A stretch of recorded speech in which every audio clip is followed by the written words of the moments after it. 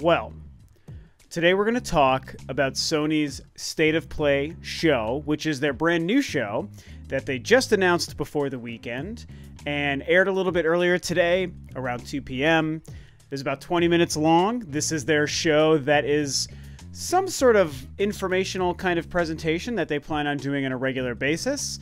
Something that a lot of people were excited about. I was very excited for it. And something that very much seemed like was going after the Nintendo Direct audience or the Nintendo Direct vibe. And like I said, it aired earlier today. A lot of opinions on this thing. Many people have many things to say. For the most part, people are super down on it. Very disappointed. Some people even just straight up angry or upset. And, you know, overall, people think that it was definitely not a great show. And so I wanted to talk about it, kind of my thoughts and theories as to what Sony was trying to accomplish, what the final product was like, you know, basically if it's really as bad as some people are saying. And it pretty much is. So don't worry, don't freak out, just in case you absolutely loved the show, or even if you're a huge Sony fan. My intent is not to sit here and just straight up just bash on this thing forever and say, Sony's the worst, this was the dumbest thing ever, oh my god.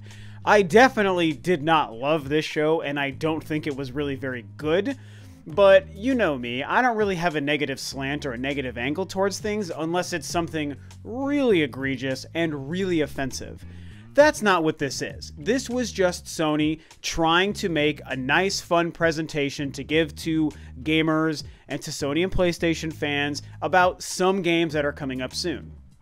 To me, that's harmless. Even if the show isn't good, which, like I said, to me this really wasn't, the overall idea, good or bad, is harmless. It's all a net gain. Either they gave us a show giving us a couple of trailers for new games, or they didn't give us a show, and in this case, they gave it to us. So, to dive a little bit more into this thing, what did we see today? Well, we saw 20 minutes of, I think, around 6 or 7 games total, and only a few new games and new surprises. No big reveals, no megaton announcements or big holy crap jump out of your seat screaming moments, and nothing that was really going to get people talking very positively about this afterwards, which is a huge part of this conversation that I'm going to get to. The other thing we saw was far too much virtual reality. Sony, yo, I know you're trying to push PlayStation VR, and I completely support you pushing PlayStation VR. And, to be fair, Sony told everyone this was focused on PS4 and PSVR, but man, it was just too much VR. The first, I think 4.5 out of the 6 games were VR games, except for the one, the wizarding kind of Harry Potter sort of game was a game that's not focused on VR, but also features a VR mode. Everything before that was just VR stuff, and so Sony, I think, was pushing way too hard for their first outing here to try to get PSVR stuff out there. And considering the fact that it made up 80% of the show, I think that's the real problem with the VR push. It's not so much that they had 4 or 5 titles that pushed VR, it's that it was the vast majority of the show. If this was a 30 or 35 minute show that featured 15 games and only 4 or 5 games focused on VR, clearly we probably wouldn't have a problem. It would have been 30% VR, 70% PS4 stuff, or maybe even a weird next-gen PS5 tease, or whatever the case, trying to put ourselves in a mindset before we saw this where anything was possible. Here in the aftermath, it's hard to think about them doing something that amazing or big, but that was some of the potential theories going into it. So, they focused too much on VR, making it so heavily focused on that. I think that was definitely strange and, not a great move, even though I totally respect them trying to push that hardware. So other than Concrete Genie, which was that wizarding game that I couldn't remember, the only other big new kind of game reveal was their opening game, which was an Iron Man VR experience game, which was kind of neat, and I was definitely sort of getting excited when it was the first thing that they did to start the show. I was like, cool, Iron Man game. Oh wait, I think it's VR, and then it became VR, and then every other game afterwards became VR. So that's kind of what happened there. And if we go a little bit more into this, let's actually dive into the presentation itself. It was clearly, unabashedly, a carbon copy or a clone of Nintendo Directs. And now here's where I want to start talking about some of the big picture stuff, you guys. Because, like I said, most reactions here are really negative and poor to this show. And a lot of it has to do with the fact that there weren't a lot of games, that it was focused on VR, or the fact that it was a Nintendo Direct clone, which is, when I discussed in my last video when this was announced a couple of days ago, I also expected it to be a Nintendo Direct clone, and I did not expect that to be a bad thing. I fully supported Sony doing that going forward and going into the show. It's like, yeah, Nintendo Directs, once they found their footing, have turned out to be great. We all love them. People get excited for them. They get hyped. They live stream them. We get so much great information and news and trailers and previews and new game announcements from them. So why wouldn't I want Sony, one of the other companies I love making game consoles and games nowadays, to do the same thing?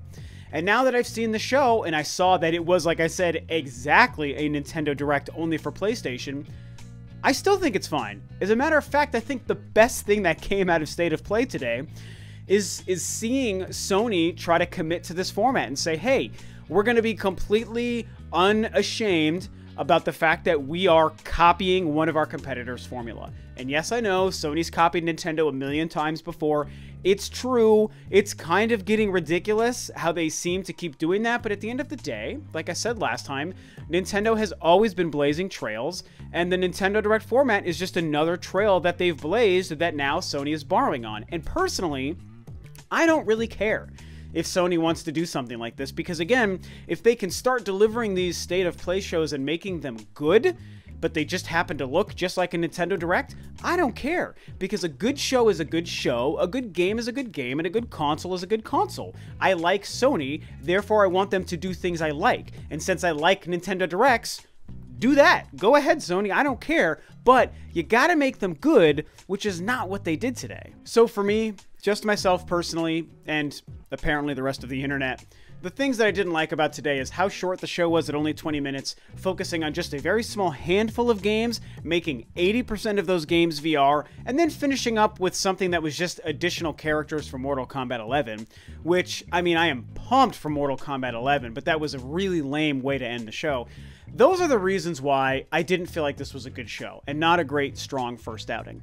Again, reminder that I don't think it's inherently bad that it wasn't a great show, because to me it's like, I don't really care. I don't feel like insulted or offended because Sony's first ever, streamed presentation was kind of crappy. It's like, I don't care. It's like, well, it is what it is. Video games are video games. Like, Sony's gonna keep making great video games, and the PlayStation 5 is gonna come out and be great. And we know that they're making games like The Last of Us 2 and Death Stranding and Ghost of Tsushima, games that should have shown up today but didn't. And so it's like, none of this is gonna matter when they start releasing some of their good games and they get us hyped for the PS5. The other thing is, here's what we have to remember, guys, and I tweeted about this.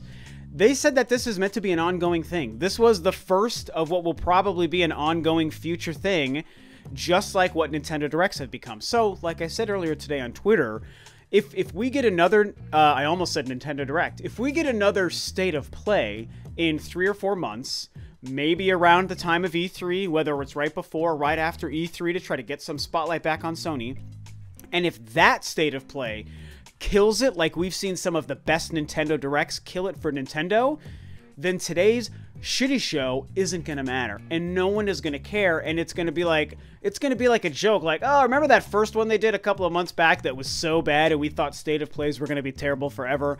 Man, were we so dumb. We were so blind. Now we can see Sony is capable of doing it. So I fully expect something like that to happen. They told us these will continue to play. Now, however, that means that Sony has to start doing better with these things. This can't be the standard. Which brings me to one of the biggest and probably last points I want to talk about today, which is, how did they mess this up? Sony, why did you think this was okay? And how could you possibly have thought that people were not going to see this as a disappointment and pretty much rip you a new one online? Again, reminder guys, I'm not down on this. Just because I didn't like it and because I know it was bad, I'm not mad or upset about it, and I'm willing to give Sony plenty of time to figure this out and make them better. But when we do focus on the exact 20-minute presentation that they gave us today, Sony, how did you think this was a good idea? What shocks me is that a company this big, this aware, this successful, because we can't forget how successful Sony and the PS4 is right now, you guys. It's insane. They're clearly a smart company making smart decisions and making a great product.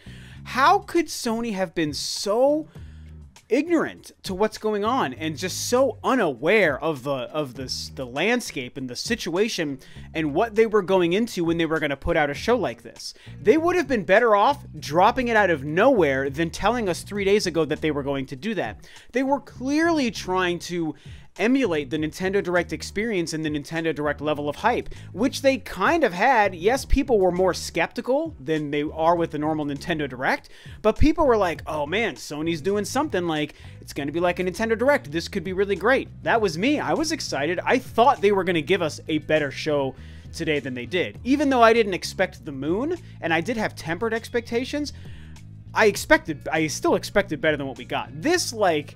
This show definitely underperformed to my already very tempered expectations. So that kind of puts it in perspective. And so it's like, how did Sony, who is so smart and successful, not know that this was going to generate a level of hype and then generate a massive level of disappointment? Did they really truly think 20 minutes of 6 VR games and then Mortal Kombat 11, which was announced like 4 months ago, did they really think this was going to make people excited?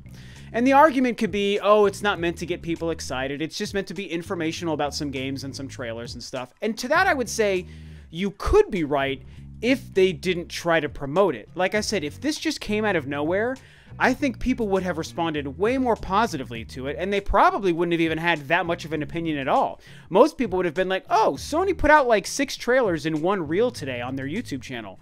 That's kind of neat. That Mortal Kombat stuff looked cool, and there's an Iron Man game. Cool. I think that would have been the reaction. But I think they very much wanted people to have Nintendo Direct hype. And so they set people up to be excited, not to just receive information, which is why I think this whole thing just crumbled under the weight of itself. And it showed that Sony just was, I don't know, man. I don't know. I mean, Nintendo already has the perfect model, right? Like, it took them a couple of years to get there. I do think people forget that Nintendo struggled out of the gate with Nintendo Directs as well, you guys. We're 6 years removed from when Nintendo Direct started, but if you go back to the first 2 years, really solid shows were few and far between.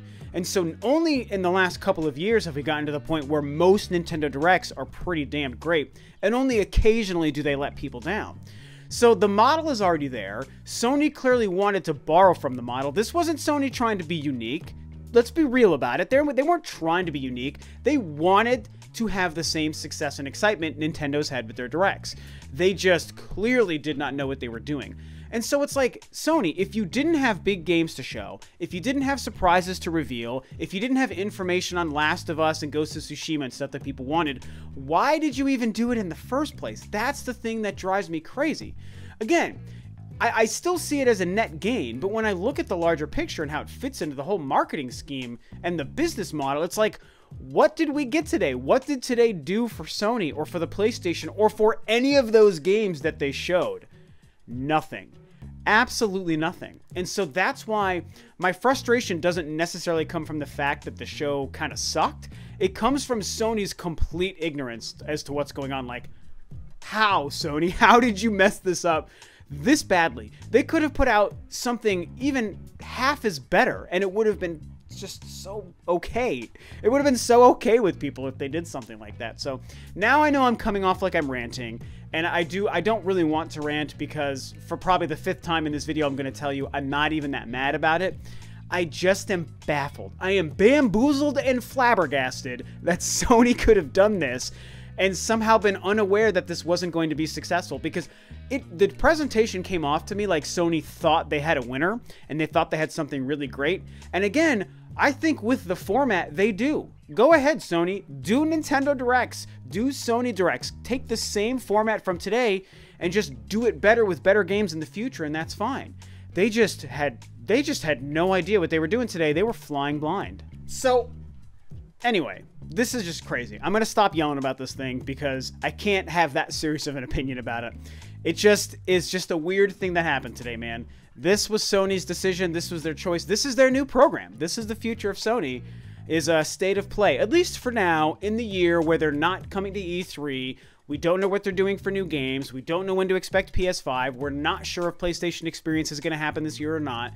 This is what we have for now. And so I will leave you with a couple of last reminders. One is, this was a bad show. 2 is we're going to have future shows that could very likely be good. 3 is it's okay for Sony to copy Nintendo. I think those are the 3 bullet points I want to leave you guys with. It's just as far as my opinion and my observation here. And so I think that maybe it would help everyone to just consider that in the future.